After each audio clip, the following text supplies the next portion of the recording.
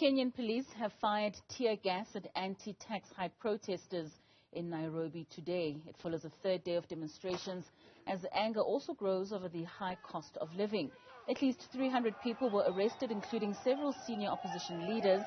Others were reportedly shot, some fatally, following clashes with police on Wednesday and Thursday. The demonstrations are the third round of protests called by the opposition since the start of July.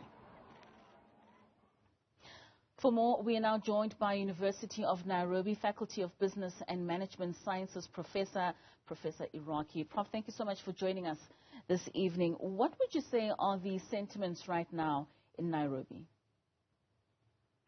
I took a ride around Nairobi this afternoon. I did that yesterday and the day before yesterday.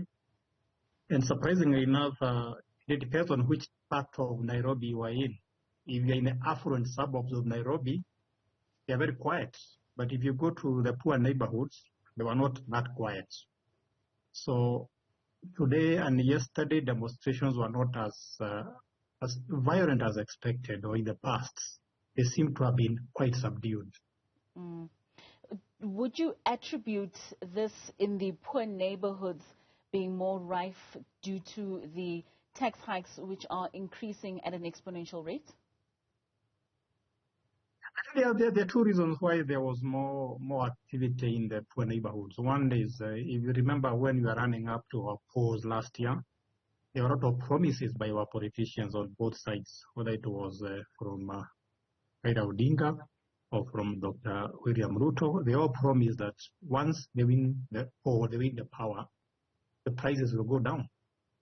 And the people who are most affected by high prices happens to be the poor people who live in the slums, people who live in the poor neighborhoods. So they are feeling the effect of high prices more than the people who live in the affluent suburbs. And I think that's why there is such a difference in terms of how people are reacting to the rise in prices. Mm. Would you, Prof, attribute the loss of the opposition leader, Mr. Raila Odinga, in the previous elections as now being someone who's taking advantage of the tax hikes in putting forward his own fight? That's an interesting question because you can look at what is happening in Kenya today from either a political angle or an economic angle. So some people think that Raila Odinga is unhappy because he lost. But if you look at the way he is framing his argument, he is saying, I'm fighting for the poor people. I'm fighting for the downtrodden. I'm fighting for the people who cannot afford a meal a day. So his argument is very ingenious because economy affects everybody, the poor and the rich. So by framing the argument as an economic argument, then he removes the political angle, which makes it very hard for anybody to blame him, because even if you are rich, even if you are middle class, you are feeling the effect of high prices. So I think it's politically very ingenious to frame the argument as an economic argument. Mm. Maybe just in the interest of our viewers, can you just give us a sense of what the cost of living in Kenya is? I remember last year I would go to a supermarket and buy a basic commodity like corn flour, wheat flour, or maize flour, or maybe something like in parts, or something as basic as paying for power. But when you go to pay for power now, you find the price have gone up. The price of certain commodities have gone up as high as about 30%. But the wages and the salaries have not gone up by 30%. Remember that the price of oil has gone up. Remember that we already had COVID before and the war in Ukraine. So because the salaries have not gone up, people are feeling the pinch of the high prices. Mm. It doesn't matter whether you're in upper class, middle class, or wherever you are. The price of goods and services have gone up. Most certainly. We also know that schools reopened on Thursday. Is there some assurance from the government with regards to the safety of learners going to schools? I think it was a very good confidence-building measure because the moment kids were told to go to school, it was a signal to the Kenyan population that things are back to normal. We can take care, we can assure your security. So because children are going to school, even other people seem to have got out of their homes and gone back to their business. And you notice that on the streets of Nairobi and other cities. And how has business been affected by these demonstrations? business people that have talked to the streets of Nairobi and other cities are very unhappy because they say once people don't go to the city, once people don't go to the work, then they don't buy their products, they don't buy what they have prepared. I had one hotelier talking of how he had prepared food the previous day, but because there was nobody to eat, it was lost. So a lot of businessmen are complaining about the lack of business.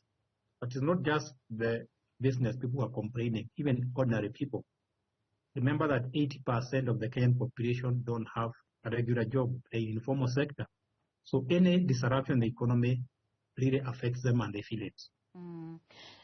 Surely solutions should be on the plate, Prof, with regards to halting these demonstrations. And of course, calls have been made for President Ruto and Odinga to hold talks. Is this likely? Because we do know that these talks broke down in May.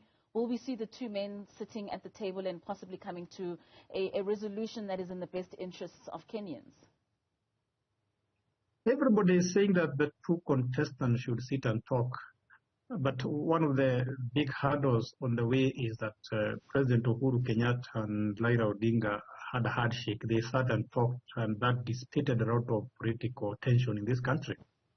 But the current government does not seem to be very eager to have such a handshake, as we call it in Kenya. There are a lot of hardliners from both sides, and they are saying you don't negotiate.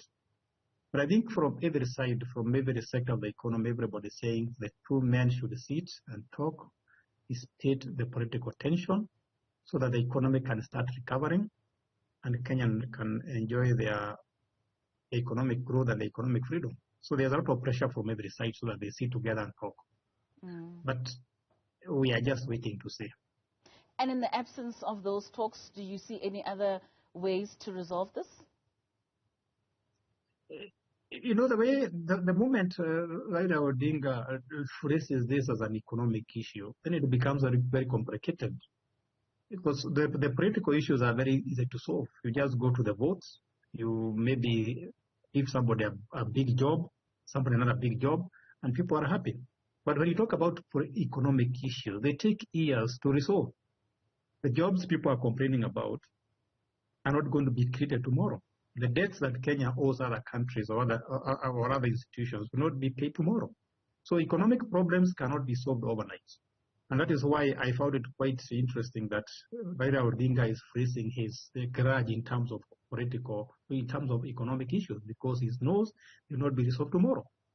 If you talk of other issues like rise in prices, that cannot be, you cannot give a political command that prices should go down, because Kenya is a very privatized economy. We don't have a lot of government control over prices. So what I probably see is the government might think of coming up with a short-term measure, maybe reduce some taxes for certain basic commodities like food, maybe give some targeted subsidies as IMF was suggesting.